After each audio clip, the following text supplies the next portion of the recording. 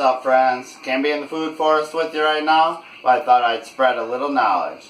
We got our heirloom watermelon, and it is right here. It's quite seeded up, which is a good thing for this situation. We're quite used to buying the store-bought that don't have all these seeds, and that is nice for eating, but this tastes delicious as well. You can see I got it sliced quite thin, which is a really good strategy for getting these seeds out on our heirloom watermelon. And I already did this, so I'm going to save us a little bit of the trouble. We gathered these seeds up previously, rinsed them in our colander, floated them in water. A float that sinks is going to be viable, but right away you don't know for sure. So what you do is you take your seeds that sink and you dump them into a cup with a little bit of your watermelon rind and water. Seal the top, poke a few holes in before you seal your top.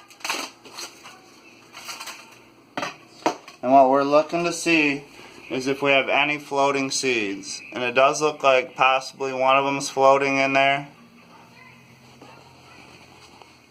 And what we did with this mixture right here is we did this about 36 hours ago, and you want to wait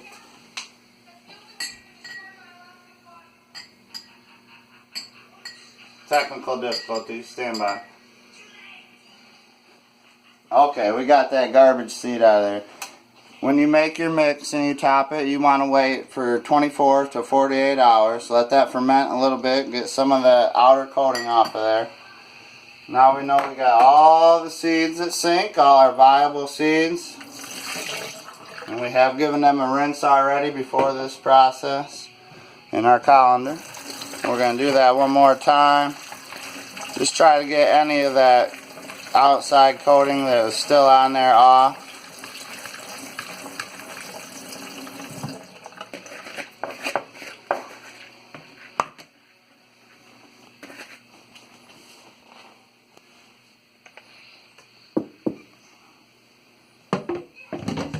And we're going to dry these in a sunny place for 7 to 10 days. We're going to spread them out, let them dry in a sunny place. And once they are nice and dried out, we're going to store them in a cool, dark, dry area. And we should be good to go. So if you do heirloom watermelon and you save your seed, you can have the same watermelon every year. It's just going to slowly adapt to the climate. And it's going to keep you fed every year for the purchase of that one seed. So theoretically, it's a great idea.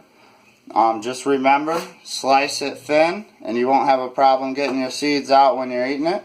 And they certainly are quite juicy and delicious. So flavor-wise, I can see why people love them. So there you go, a little tip on saving your seeds. Have an heirloom watermelon every year.